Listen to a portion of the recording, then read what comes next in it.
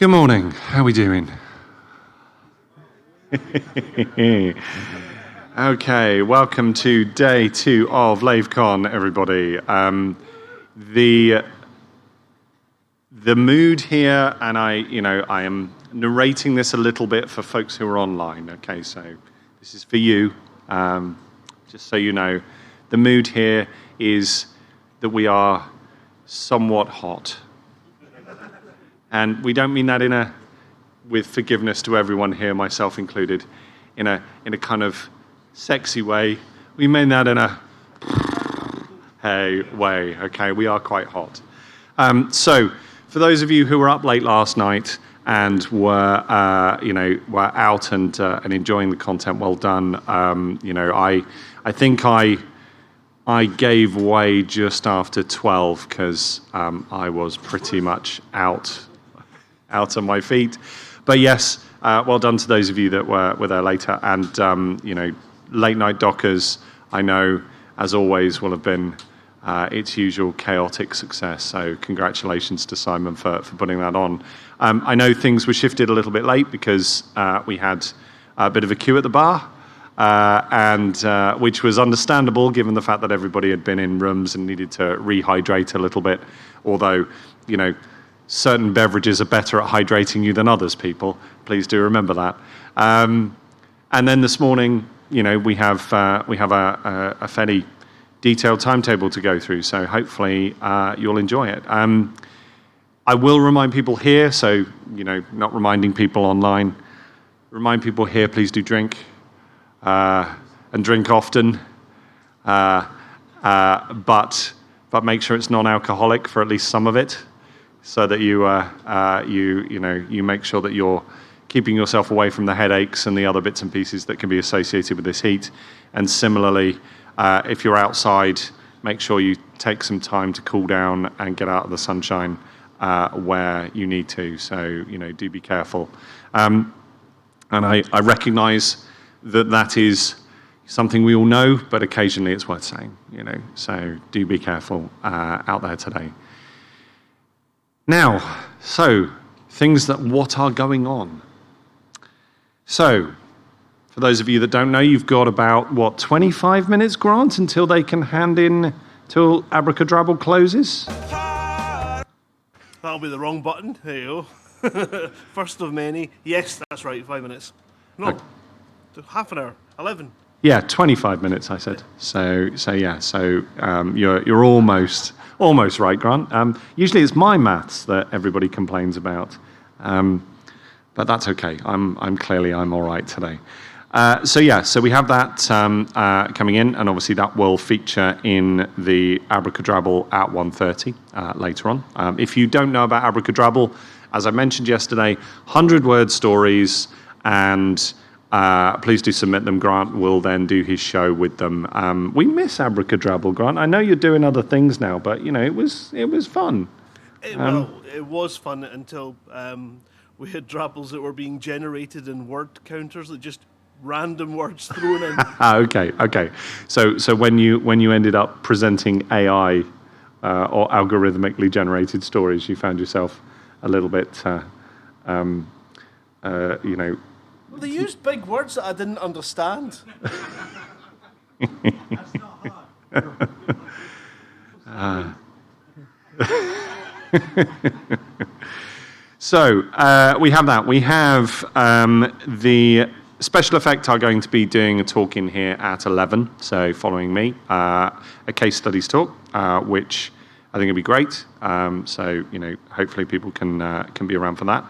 Chris Jarvis is doing a talk in the panel room at 11 o'clock, which is about post-pandemic gaming. So what he wants to have a bit of a chat about really is how we see our gaming behavior has changed and what we're going to do going forward to try and make sure that we've got access to friends, got the opportunities to play the games that we want, and don't necessarily feel nervous about socializing with each other again, or that we find environments that we're comfortable with now that things are kind of moving in a slightly more positive direction, and talking about people's experiences as well. So I think that's quite key I certainly missed masses of things over 2 years. The ability to be able to be around people is something that you don't necessarily realize as being as positive a thing as it is until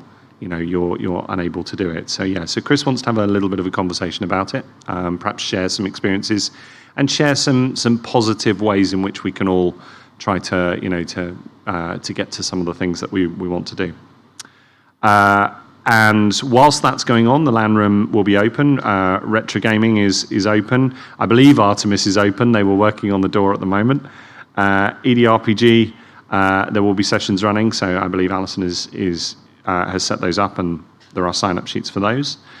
Then 1:30 we have Abracadabra, and at 12:30 before that, John Stabler is going to do a talk on multiplayer gaming. Now, I don't know if anyone's played John's games, right?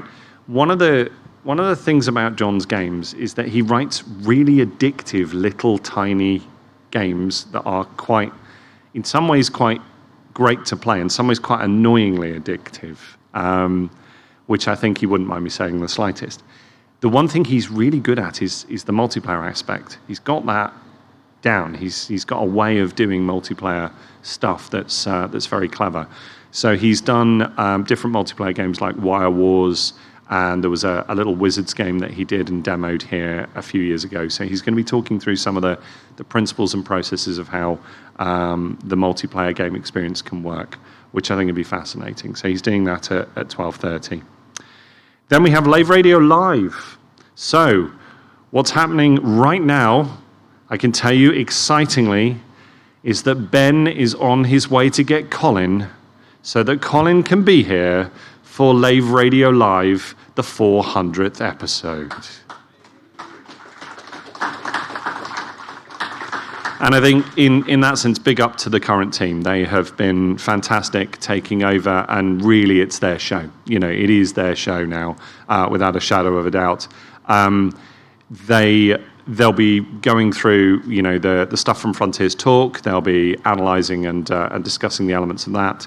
They'll be going through their observations about different aspects of the game and different aspects of the convention.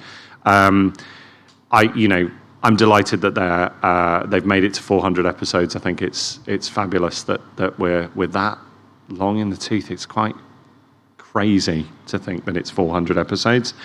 So that will be at 2:30 today, and they'll be running that. Then once Lave Radio Live finishes, then we start to get into the awards and raffle prizes. And the last bits and pieces, like the hard drive handover, which, obviously I have to give John a hard drive. So if you don't know this is from the tradition of how this convention started. The idea was that the 4 original hosts of Lave Radio were going to meet up because we'd never met each other, and we've been running this show for, a few months. And we were meeting up in this place, and John lives in Wales. And John wanted to do some adverts, because Chris had done some adverts and I'd done some adverts, and he said, I'd be interested. And I said, well, I've got a sound effects hard drive you can have if you'd like. So when we meet up, if you can bring the hard drive, and you can give it to me, and then I can go use it. So essentially the whole premise of the meetup was for me to give John a hard drive. That's difficult to say this morning. Don't know why. Anyway, that was the whole premise of the original convention, and we will do that as the closing. That is always the traditional closing of the convention, is that I give John a hard drive, and that finishes things off. But there will be awards and the raffle prizes. Please do buy raffle tickets. Those have been going on all weekend, and there will be a variety of different things from the different activities over the weekend. I know that some of the other announcements related to different activities that people have been doing will be featured here from sort of around 4:30. That's usually when we start with that. All right, so that's pretty much the agenda for today. Now, I know, Grant, we've got a short video to play, haven't we? Well, it's not queued up yet. Oh, it's not queued up yet. do you want me to give you a little bit more time? I wasn't even doing it at that point. Okay, so the other things that I would suggest is that do today take a look around, have a look at what everybody else is doing, make sure you spend some time with people who you've not had a chance to have a chat to. Have a game of chess, right? There's a massive games of chess on today that you can go and have a play at. Are you running you're running them simultaneously, as in, are you playing? So yeah, so do go sit down, have a game of chess if you want to pick an opportunity to do that. There's still a variety of board games to play that that you've got a chance to do so over the weekend. See the different wares that are on sale. Drew is at the back and selling his books. We have other books available also on the registry desk. So if there's a particular, I don't know what it is, but I have a beautiful set of copies of Art of War by Sun Tzu. If anybody would like to go home and go, I got, you probably won't get it autographed today, I'm afraid. Sun Tzu's not available, but there are some wonderful copies of different pieces of science fiction that we have available up at registry. Spend the time. And this is a gentle convention. I think you've probably noticed. This is a gentle convention. And given the heat, I think it's kind of important that it's a gentle convention today. So let's make sure that we're, as I said, hydrating and taking our time in terms of what we're doing. Okay, Grant, how are you doing with the video? Yeah, I'll have it ready when you're finished. The other thing we had to mention was that the retro room is the location for the special silent auction that has Jude's artwork on sale. Yep. They've had, I believe. Oh no, she was there. From Sally has donated some artwork in there, which is biddable on, and comes with a special sealed mysterious letter for the winner of that auction. So definitely worth going and checking them out. As part of the raffle, I did want to mention this. I think I may have mentioned it, but I'm just going to make sure that everyone knows. So the original host of the podcast, Chris Forrester, can't be with us this weekend, but instead we brought his wrench. So, Second Tech's wrench is in the raffle. Hopefully somebody will win it and we'll be able to take it home. As I said, I think yesterday, don't try and use it for any actual manual labor or DIY. It is rubber. There it is. Look, see, you can see the wrench.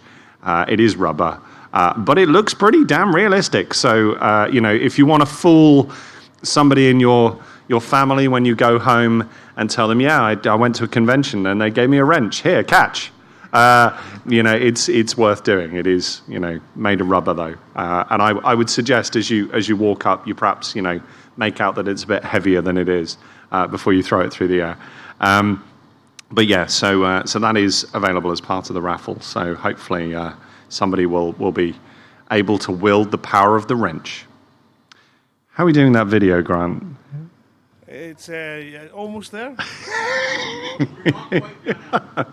So other things that I can talk about then for today. If anyone's not seen the lovely spaceships that have been on display, please do take a look at those, the 3D printed stuff. It's wonderful to see, having done this convention for 10 years, the evolution of 3D printed stuff related to Elite Dangerous. It's absolutely marvelous to see how that stuff now is the polish that is in terms of those ships. I think they look fantastic. So yeah, do go take a look. I'm sure many of you already have, and do pass on any comments that you have about them, to the guys that have put them together. Those of us that do, and I don't work in 3D printing, but those of us that do make stuff, even the comments about, I can see a join line there, maybe you want to tidy up the paint. Even those kind of comments actually are really valuable. I quite like that kind of criticism, not all the time, but it's quite useful to then improve what you're doing. How's that video, Grant? I think it's there. Okay, all right. We're going to give it a go anyway. We'll see what happens. There might not be sound for a second while I sort that. Okay. There we go.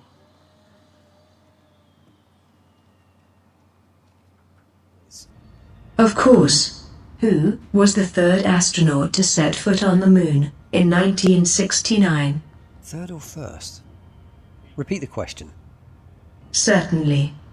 Who was the third astronaut to set foot on the moon in 1969? Third, okay. I don't know the answer. Pete Conrad, just 4 months after Neil Armstrong and Buzz Aldrin. Maybe I should know that. What was the name of the spacecraft sent to exclusively study Saturn in 1997, which was named after a 17th century astronomer? I do know this. Final answer, Cassini. That is correct. Who described the rings of Saturn as resembling the ears of a cup? A teacup, to be precise. A teacup. Saturn and a teacup. I do know this. Oh, I do know this. I just cannot think of his name. Shall I tell you? Or would you like a little more time? Tell me the answer. Galileo. Of course it was.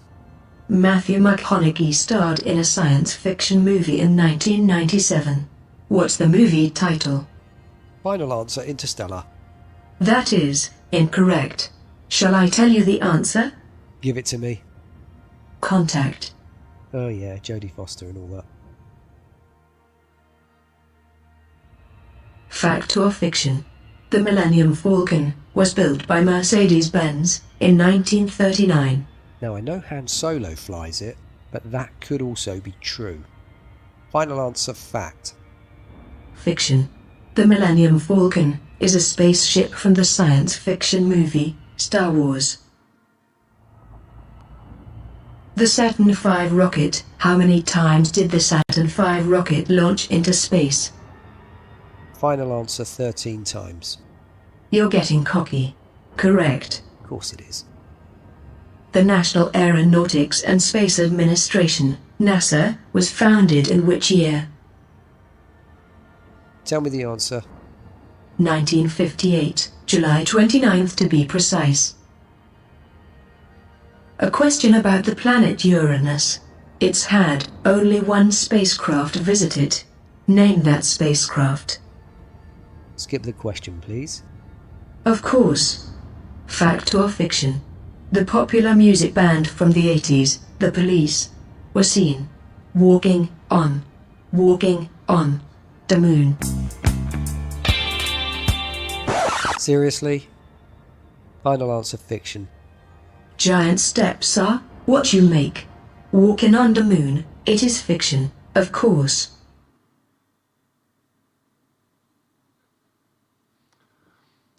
All right, are we back, Grant? Is that?